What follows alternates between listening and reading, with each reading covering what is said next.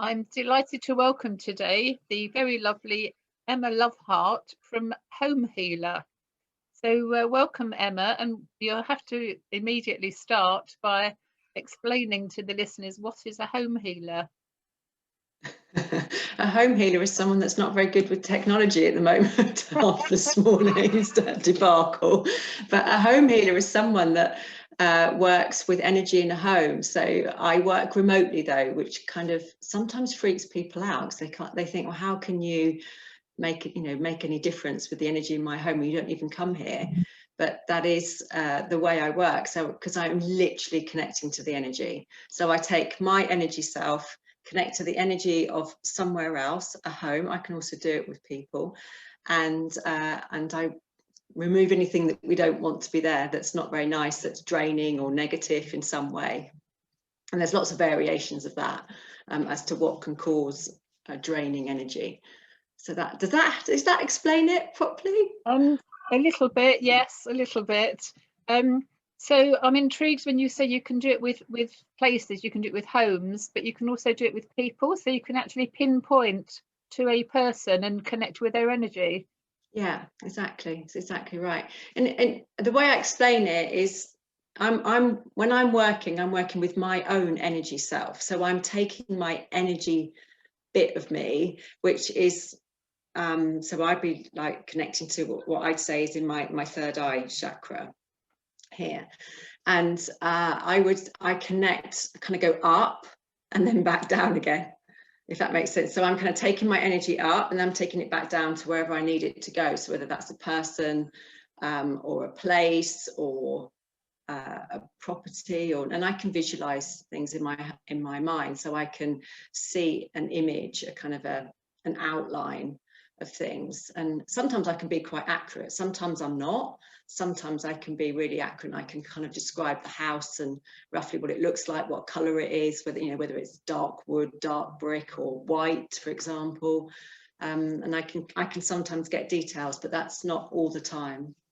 And then with people, it's because our energy bodies, if we've got pain in certain parts of our body, then I can pick up on that. So I can say, oh, I can feel it's like on the right hand side as opposed to the left, and things like that. So it just takes concentration and the right environment and the right space for me to be able to do that, which is why I don't like to go somewhere. I like to be in my own space when I work. Does that make sense? So that Yes, I can...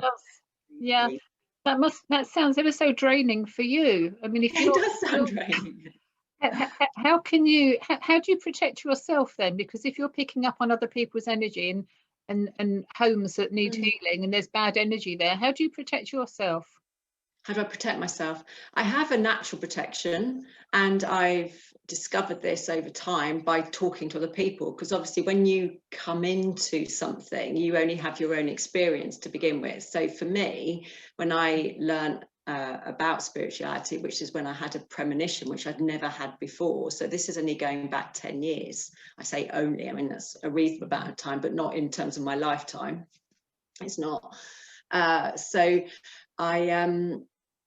I just assumed that, certain things that were happening to me would be happening to everybody. But then as I started talking to people that were also spiritual and connected and able to connect in the way that I did, it was a different experience for them. And so what I've actually got is this, it's almost, I kind of see it it's like a thick skin somehow. It's kind of this, or like an insulation, like I might look a bit like an what was those, or the Michelin mans, with all that sort of padding around them. It's that kind of, if you were to see it physically, that's what it looks like. So it just means that energy doesn't affect me in the same way as it might do somebody else. Does that make sense? Because I know a lot of people can be very sensitive, and I get clients come to me and they are being really affected by things around them, and it's excruciating in some ways. It's very real, it's very painful. And other people can be completely oblivious, but they have a child, for example, that's really sensitive, so they're kind of, well, there's nothing here, but my child says there is, so I thought I better check it out. So we're all different, is basically what I'm saying. Absolutely. So we all pick up on different energy. We have energy ourselves, and we all pick up on different energy. I'm hearing a lot about vibration, so I presume that's kind of how you work on a vibrational level, is it? Yeah, vibration energy is really important, and it's a really important thing to understand and take away. If you want to improve areas of your life or aspects of your life, or you just feel that you want your life to flow better, then understanding how your vibrational energy affects you is huge. So when we think of, so the lower vibrational energy is when we think of emotions that bring the energy down, are things like fear, and we've seen lots of fear come through in the last year, especially. So guilt, doubt, all those like really lower emotions, which don't really serve you. I mean, we all have them, but they don't serve you really, do they? They're not healthy. They're not going to help you or make you any better. They're actually going to make you feel worse. But we all experience them on some level. But the opposite, the other end of that scale, which is when, you know, the higher vibrational energy is when the key one is love. So fear, the opposite is love. And when we're thinking in those vibrational thoughts, so we're thinking kindness, we're in a loving space, we're in a much more positive space, we can see things around us, we can see beauty in things around us. So if you look around your space, do you think, oh, I love this space, or are you thinking, oh, flipping heck, I've got so much to do? You know, that's the difference between a higher vibration and a lower vibration. And when you're in a higher vibrational energy, that's when life flows, which is why I do what I do, because I can lecture and teach about being in that higher vibrational energy, but that's not really where my skill set is. I have that understanding, but it's not my skill set. But what I can do is actually take away some of the physical things that would, I say physical, it's energy, but for me it's quite physical because I'm working with it and moving it. But I'm taking away energy that can drain, so that it makes it easier for you to have that higher vibration energy. Does that make sense? Absolutely. Well, I can speak from personal experience. So for the benefit of the listeners, I met you, I don't know how many years ago it was now, when I had my radio show, and you came as a guest on the show. And you will go to a bit about your story in a moment on how you got to this. You mentioned a premonition, so we'll talk about that shortly. But just for the benefit of the listeners, Emma has actually helped us out here in Portugal. My friend Maggie's land, that where I live, I'm here to support Maggie with some projects, and Maggie had an unwelcome visitor who was just absolutely horrific. This woman was just vile and horrible, and she brought with her bad energy, and she left bad energy here. And it was just like we were walking through treacle. And I remembered meeting you, Emma, and I said to Maggie, I'm sure Emma should be able to help with this. And lo and behold, you did. So can you explain to the listeners what it was that you found and what you did? Yeah. Obviously, not It's really interesting. Yeah, it's really interesting that you describe it like walking through treacle, because it's like one of those things. It's when you come out of it, you can really understand what you were in. When you're in it, you kind of fight it, don't you? You kind of know something's not right, but you kind of plod along because you think, well, there's other things going on, you know, with life or whatever, and it's that kind of struggle. But it's very nice when you can actually see it as walking through treacle, because then you really understand how you've come out of it and where you were.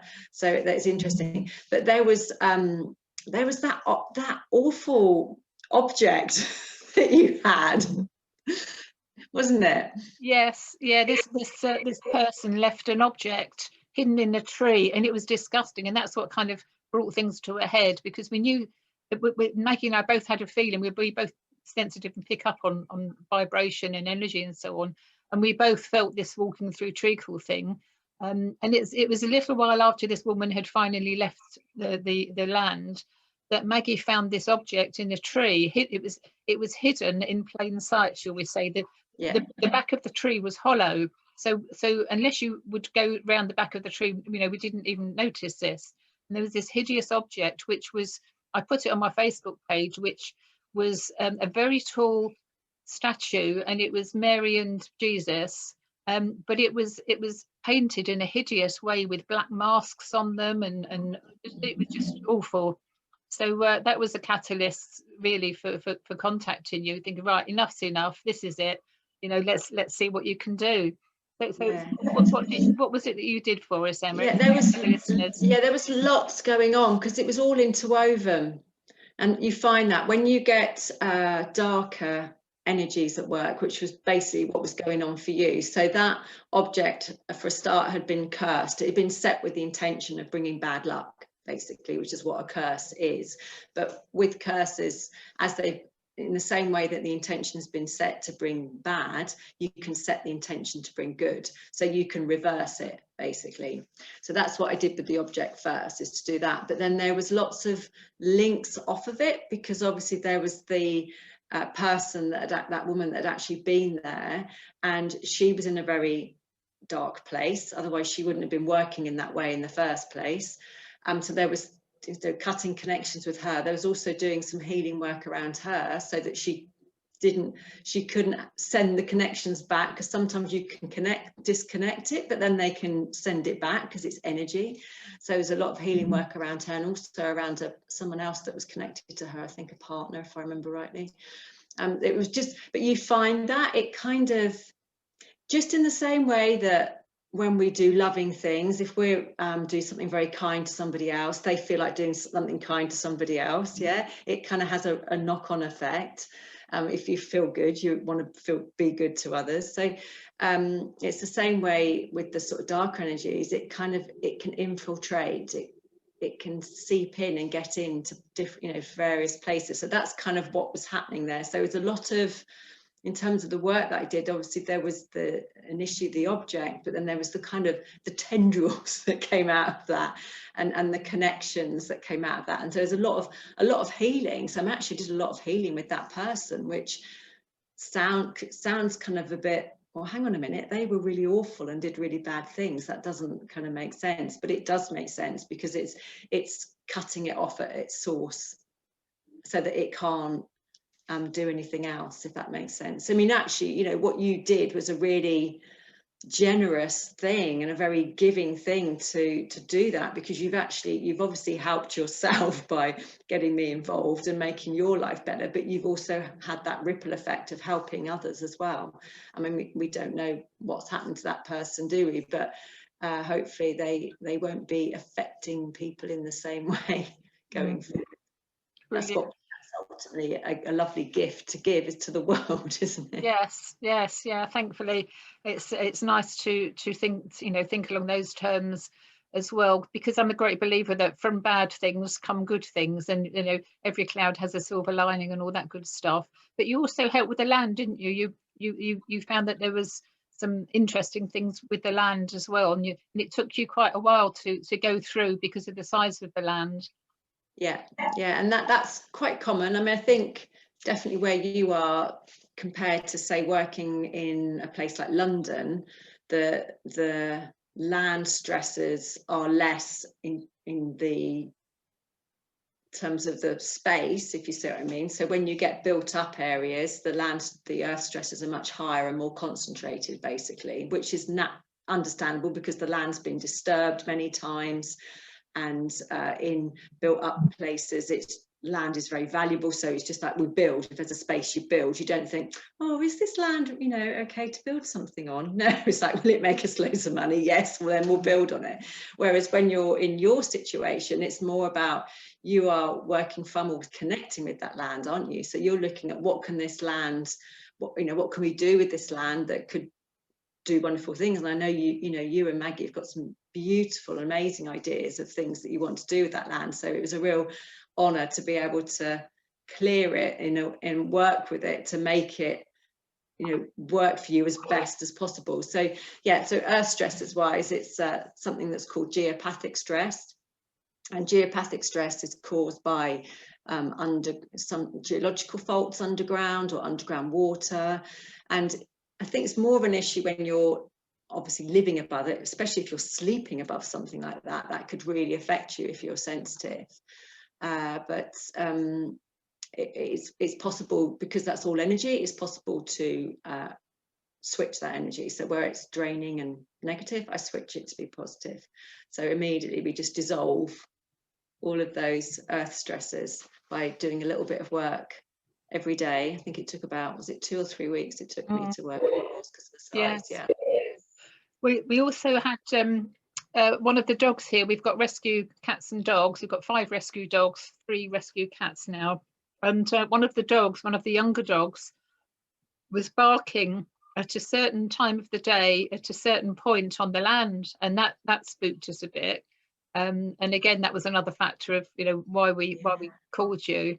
And within 24 hours of you starting your work, the dog has, to this day, has never barked since, but that in that particular situation. So really amazing. We're so impressed. Oh, bless. I love dogs because they have, you know, we've all got that sixth sense. I know we talk about it within dogs mainly, but we've all got it. It's just that we, as we grow up, we either choose to ignore it, or we get it told to us that it doesn't exist, and don't be ridiculous because it's not a physical thing. But with dogs, of course, they don't judge.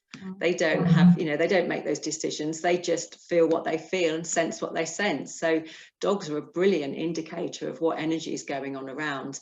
And I've also had that with dogs where they've barked at a person.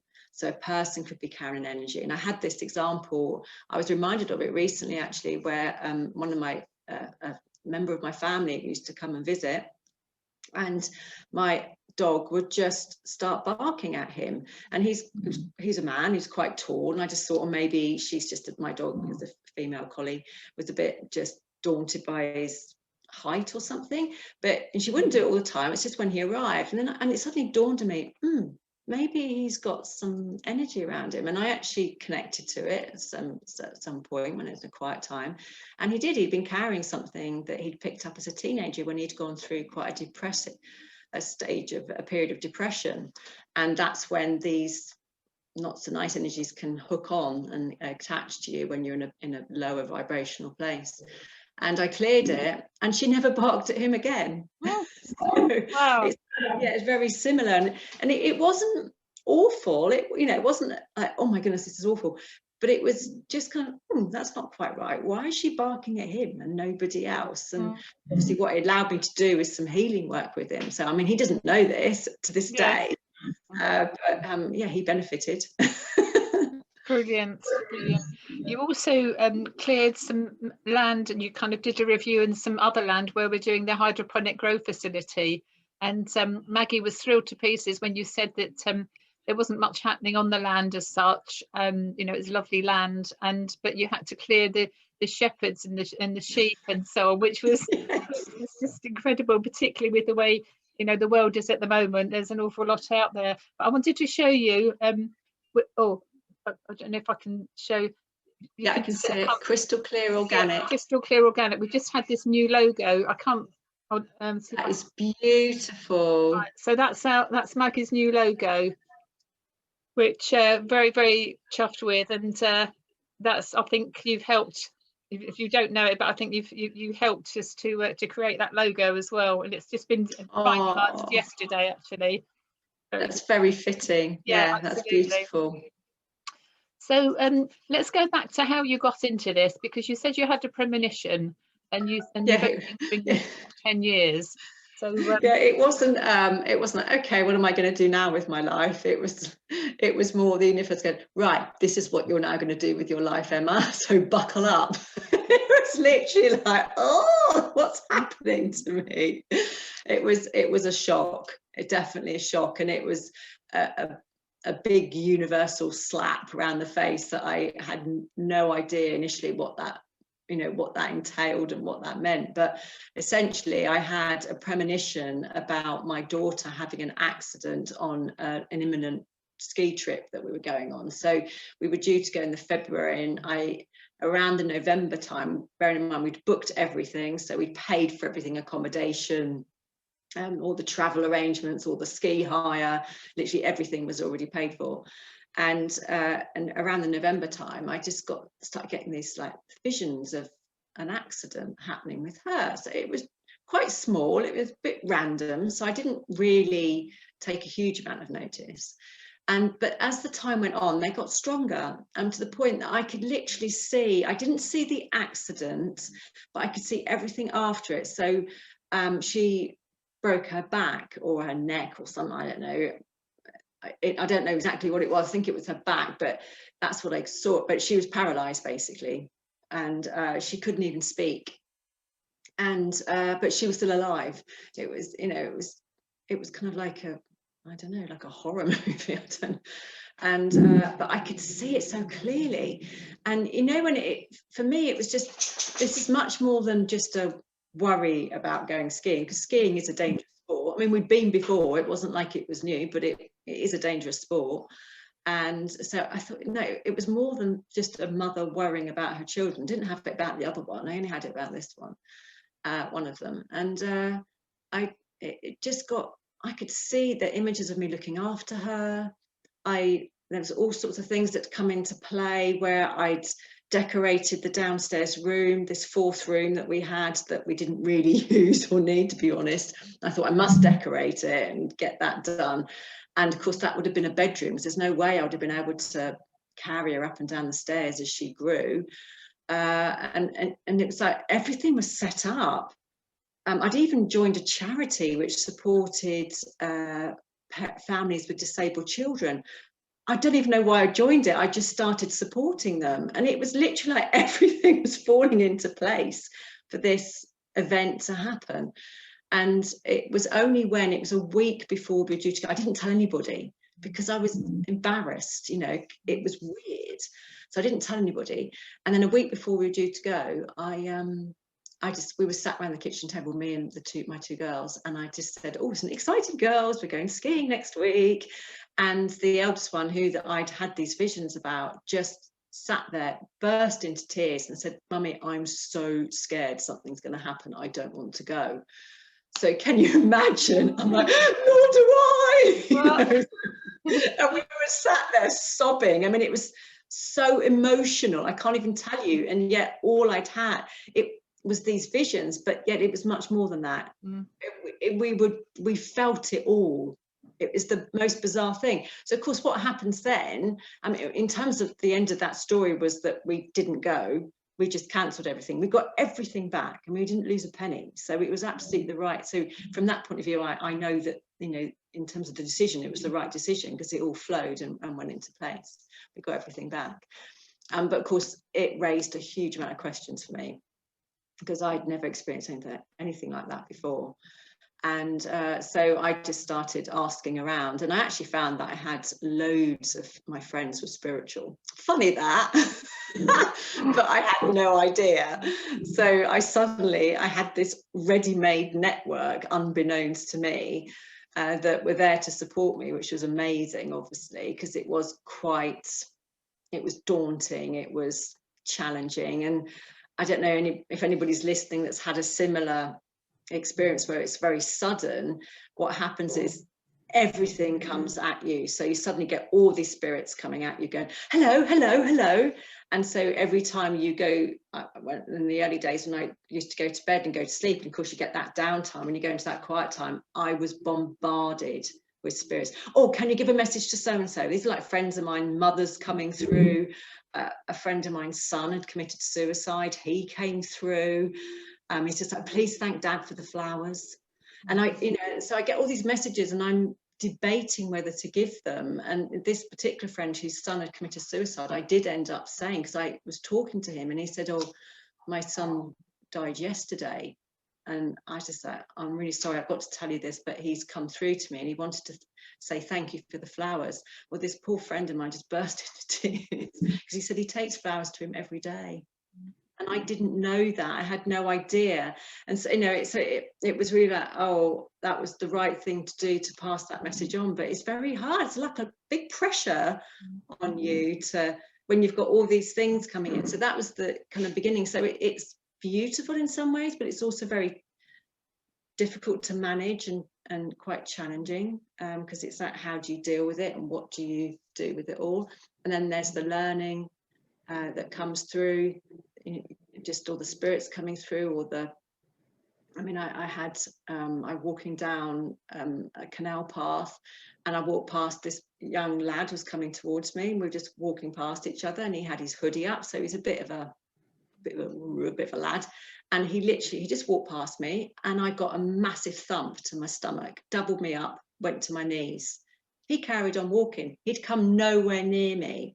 And what I learned from that was he was carrying this really dark energy, which just literally bounced into me and knocked me over. I mean, that's normal, so I'm getting these experiences that were just, well, they're kind of scary in some ways, but of course what it taught me was that I really need to have a certain amount of protection around me, so that if, because there are people like that out there that that can affect my energy, my auric field, whatever. So I need to be very clear on how to protect myself so it doesn't happen again. But obviously also what I could do was I cleared him. So when I got home, I sat and focused on it and concentrated on his energy, and I cleared that energy that was attached to him. So I don't know whether it was a lesson whether it was a plea for some help, or whether it's a lesson to protect, probably a bit of both. But this is what happens on this spiritual path. You just constantly get lessons. And it can be quite exhausting sometimes, can't it? Absolutely. I've got a friend who's she's just now described herself as a medium, and can you check your volume? Check your volumes at around 55 on your screen, your bottom right of your screen. Yeah, I'm getting a bit of feedback. It's on 100. All right, can you put it to about 55?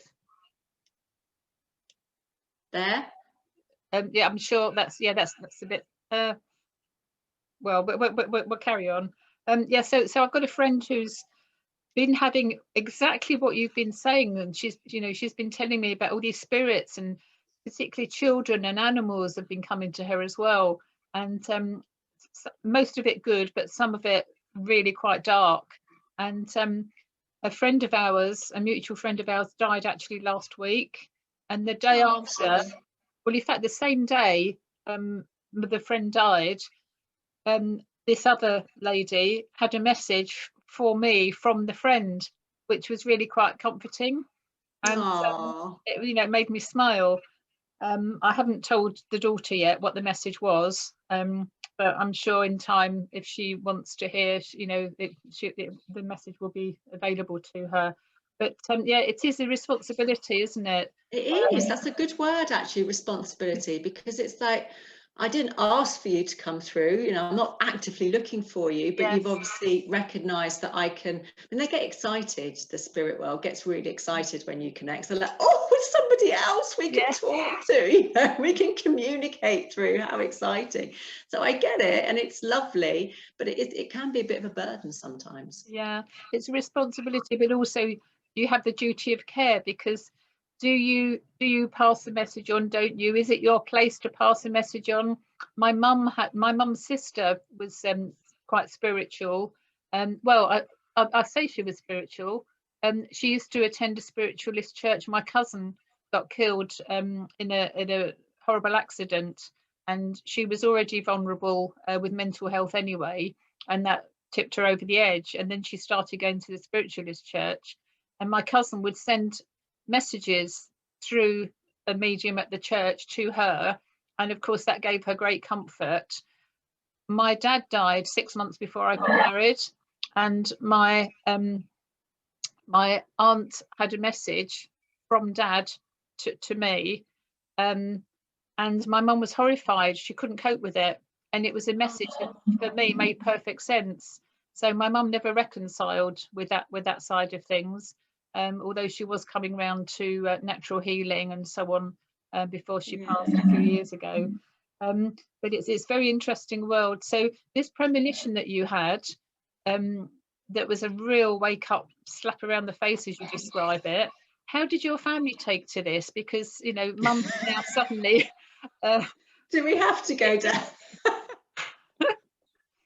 You're going to make me go down that one, down that road. Well, only if you want to, but I'm sure No. it's a question that listeners will be thinking, well, how on earth did you cope with that? You know, don't only tell us what obviously you want to tell us. No, it's fine. I I think, no, it's absolutely, it's fine. I mean, I talk about it, it's not a problem. It was painful, put it like that, because my closest family didn't accept it and couldn't get their heads around it. The good thing about that is it's really taught me that you have to accept that some people are going to get it and some people aren't, and actually that's okay. Neither is wrong, if you see what I mean. And you know, a big part of the majority of my life I didn't have a belief either, so I totally get that. But it's, I think what happens is when it first happens to you, it's so big, you know, it's such a life changer, because you just view the world in a completely different way, you know. Whereas I just thought the world was the world and that was it, suddenly this world is a small cog in the massive, you know, plan. And so it, you know, it completely changes your outlook, and it's exciting as well. And there were, you know, when there's lots of beautiful things that come through from spirituality, such as connecting with angels. I mean, their energy is just phenomenal and beautiful, and you want to share that. So I dutifully shared it. Luckily, there aren't these institutions now that lock people like me up. So otherwise, I think I would have been locked up, put it like that. The reaction was not what I would have hoped for, and it ended up with me getting divorced after 24 years. So it was life-changing. You know, the other members of my family, my dad found it really difficult, but we kind of found a truce. We just don't talk about it. My mum was actually okay about it. My sister was okay about it. And then, of course, you can choose your friends. So most of my friends kind of came on board, but I lost a lot of our friend with my husband. We had a big friendship group. I lost all those friends. That's, you know, these things happen. Life changes, doesn't it? And you know, I guess I'd lived a big part of that life, and maybe it was time to move on. And you know, of course, the good thing is you can meet new people, and you can meet people that you feel comfortable with and that can support you. So it's all good, but it's bleak. It's good. It's good, but it's different, isn't it? It's different. And what about your daughters? They're really good. I mean, they have got psychic abilities, definitely. And initially, when I started talking about it, they were sort of younger. They were 11 and 9, so they were able to connect with it without judgment. Then what happens, and this is very common, when children are teenagers, they've got so much else going on with their hormones and their physical body, they really reject that side of things. And you know, it's just, oh, it's a load of rubbish. Oh yeah, what mum does, it's all a bit rubbish, until they want something. And then it's like, Mum, could you just like ask the angels to bring me? Well, I'll tell you a funny story though. When we first discovered it, and I was saying, you know, we can ask the universe for things. And they, as typical children, said, so I said, well, ask for something. And I don't know what I thought they'd ask for, but anyway, they said, we want a burger. So we're in our house, right?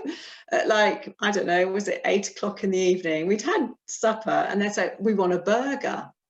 And I'm thinking, okay, well, maybe the universe can't answer in that way. Literally, there's no way of, like, the phone went, right? The phone went, it was my neighbours, and they said, we've just cooked burgers. Do you want one? No. Yes. Oh my word. Goodness. Can you imagine? I was just laughing so much. It's like, how am I going to magic a burger? And then it happened. How funny. I know. We find that things sometimes disappear, and there was a bowl the other day that Maggie and I were looking for this particular bowl that we wanted for something, and we hunted high and low, we couldn't find it at all, and we had to make other arrangements. So then a few days later she said, Elaine, have you got a minute? Come over here and have a look. We've got a kind of a bit of a hillbilly setup, if you like. We've got different cabins and things on the land here. So I went over to her place and she said, look at this. She opened a drawer and the bowl we were looking for was there inside something else. And I'd put my hand inside that something else. And it was just, And not. and then about 3 days ago, she said, look what I've found. And she came round to me waving a bag of cat biscuits, which had disappeared previously.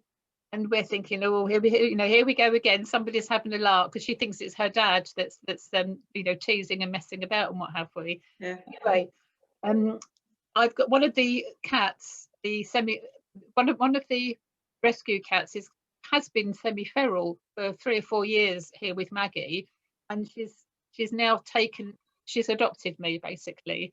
So she comes in, so that's why I've got the cat biscuits and so on. And I couldn't find these cat biscuits. Anyway, Maggie appears a few days later, and what had happened is one of the dogs had come in, stolen the packet of cat biscuits, the big bag, taken it somewhere on the land and buried it. Somebody else on the land had seen this dog messing about with something, picked it up, and it was this skanky bag of cat biscuits. So it wasn't her dad larking about with. We can't explain the bowl, but we can now explain the cat biscuits. It was the dog. It was just so funny. That's so funny. But you do need to keep a sense of humour, don't you? Because sometimes things happen and you just can't explain it. And the only explanation is that it's not of this world. It's from the galactic energy field or whatever. Yeah, that's true. The more I'm learning, the more I'm hearing about it. And as you said, I find that I've got so many people around me. I just keep being pulled into these forums where this kind of discussion is taking place. But even if you'd said a year ago I would be having these conversations with people, I would have thought that they were bonkers, but here I am, and here we are again. So when you had this kind of wake up thing 10 years ago, were you working? Were you a home mum? What was your situation? 10 years ago, so I just started up my consultancy in HR. I'd worked corporate HR all my life, and I'd stopped when I had the children, when they started school, I think. I can't remember. It's when they were quite young anyway, I'd stopped. And I was at home, stay-at-home mum for a while, which was lovely opportunity, really. And then I just thought, as I started to get older, I was like, no, I want to do something again. So I started up my consultancy. So I was an HR consultant and sort of building that business. I still do it actually, occasionally, less so now, but I like it because it's very grounding. Working spiritually, I'm kind of up here all the time and, connecting to energies. And like you say, it can be quite draining, whereas HR is very specific. I specialise in employment law and employee relations, and I love all that. So it's I've sort of kept it going. But yeah, you could argue it's very different. Well, it's not different in the sense that I'm working with people. I've always worked in the side of HR that is the employee relations side of things, so negotiations, disciplinaries, that side of things. But so it's working with people, but obviously a bit different to working the way I work with people now. I could have had some successes actually in my career if I'd have known what I know now, probably. Yes, yeah. Well, nothing's wasted, is it? Whatever we do in our lifetime, there's always things that we pick up, even from childhood, that we don't lose the memory of, and suddenly they'll pop out of the woodwork, and you don't know how you know things, but then actually when you reflect, it's because you came into contact with it, X number of years ago. It happens to me all the time, and it makes me smile, inside. Yeah, it's very true, very, very true. I remember you telling me when we were on a car journey, and I remember you telling me about a school that you went to. I think you were outside the school and you could pick up the energy. There were things in a Victorian, I think it was a Victorian type of primary school and you were picking up some energies and you were asked to help. So there's all kinds of situations that you can help in. Yeah, there's lots. That happens a lot where I get schools, monasteries, convents. They're classic ones where the residence has been turned into, the property's been turned into residential, but that energy is still around. And certainly with convents and monasteries, there's usually not good stuff that's gone on, which just sounds awful because you'd assume that it would all be good, but it's often not. And schools, just sort of by their very nature, some of the older schools, children weren't always treated very well. So again, you can get some traumas around that. So yeah, I see that quite a lot actually, when you've got the energy of what was going on in a previous building. That's quite common. Are there any tips that you can pass on to people on how they can protect themselves for any of this stuff, or is it just a case of picking the phone up for you? Yeah, well, there is that. I mean, there is the things that you can do yourself in your home where you can keep your home clear of clutter. For example, clutter is a classic that really stagnates energy. So, and the first place to address is your front door when you come in your front door. And, because if the energy can't get past the hallway, then it's not going to get into your home and fill your home. So in terms of things you can do in your home, have a decluttering, process, mission, something, because that is definitely a quick fix to keeping energy high in your home. But the key thing for you is to keep your vibrational energy high, because literally if it's low, then you're just going to be pulling in all that low energy. Wherever you go, you're going to be picking it up, pulling it in. And so I always say it's got two approaches. You either start with your home environment and work that way, and then that will help you, or you can start with you and that will help your home. I mean, obviously do both, but sometimes it's getting started, isn't it? It's the challenge. And obviously if there is anything really draining or really heavy going on, then you would need someone like me to come in and have a look.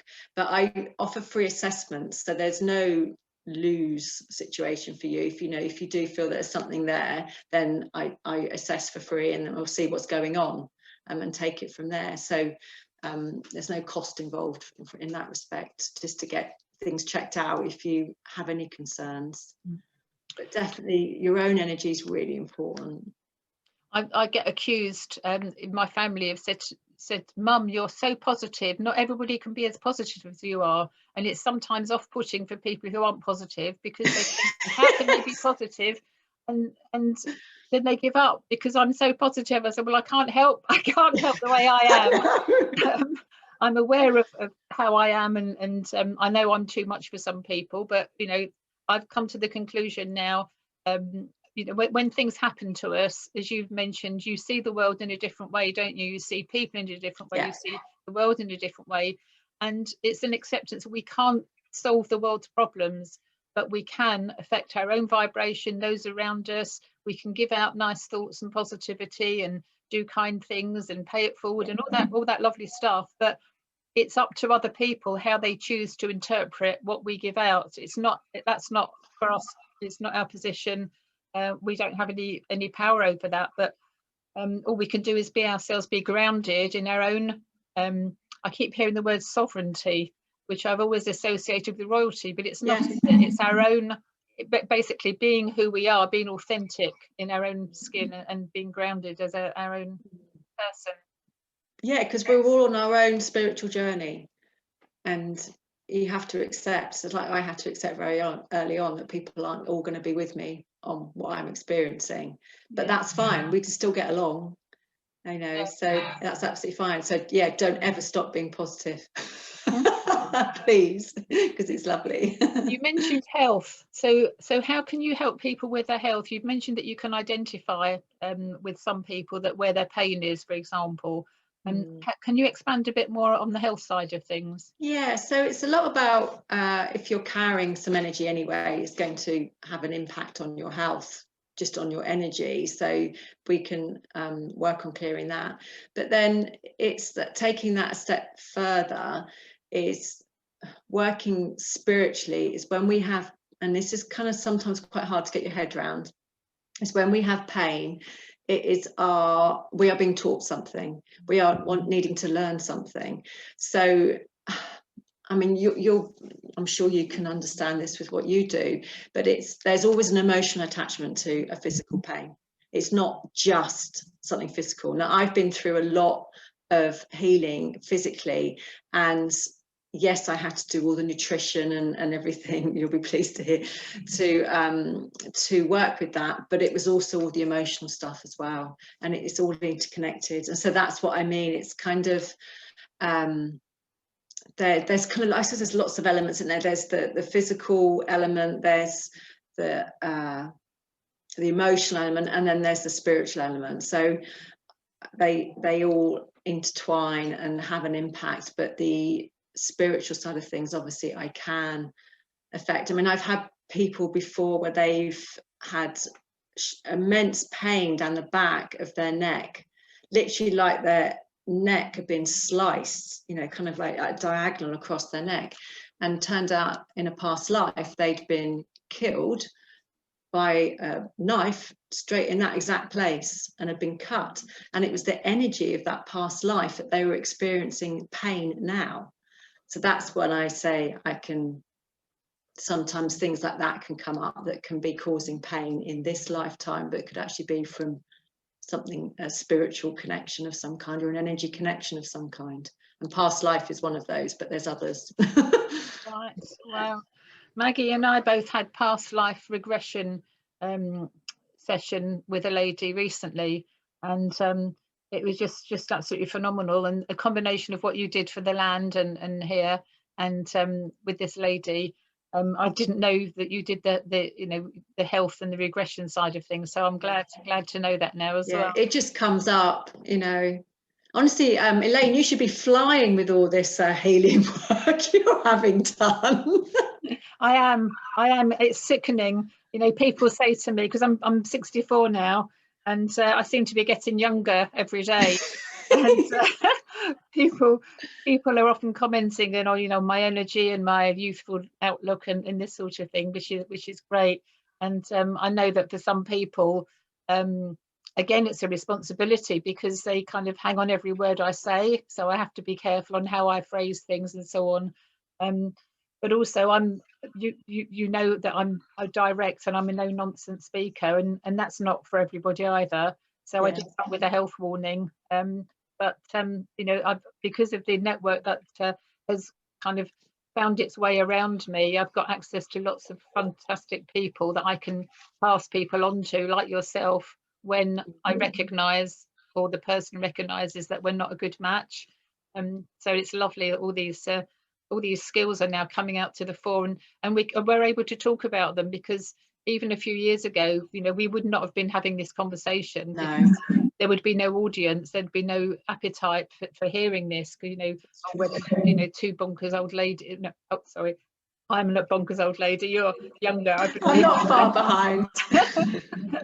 So I think it's a wonderful time that we're in, for those people who are able to embrace it, and unfortunately not everybody will be able to, and that's sad. And that's fine, but that's fine. That's, you know, that's the way it is. But we can by speaking out, and it's really good that you're doing things like this, because there will be people out there that will go, oh, that's me, or I could connect with that, or, you know, and they're the people that you want to reach and support. You know, like when I was at the beginning of my journey, I was clueless, and so all those people around me were massive for me in terms of, you know, the support that they gave me. And it's the least we can do is to then support others as we move through our learning. Yeah, absolutely. Well, I'm certainly going to connect you with a lady who is just starting her journey. She's a few years in, but she's also a few years behind you are, and she's I'm sure you'll enjoy conversations with her. So Emma, it's been lovely chatting and catching up with you, and hopefully this conversation would have inspired some people to get in touch with you. So how do they connect with you? Oh, thank you very much. Thanks for having me, by the way. I really enjoy talking with you. There's always some good stories. Yes, so my website is the best way. So it's homehealer.co.uk, and all the information on there. There's an inquiry form to, if you want an assessment, you just fire it off. It doesn't take much to complete. So yeah, it's all on my website, homehealer.co.uk. Fabulous. Emma Loveheart, thank you very much for your time again today, and I look forward to catching up again soon. Thank you.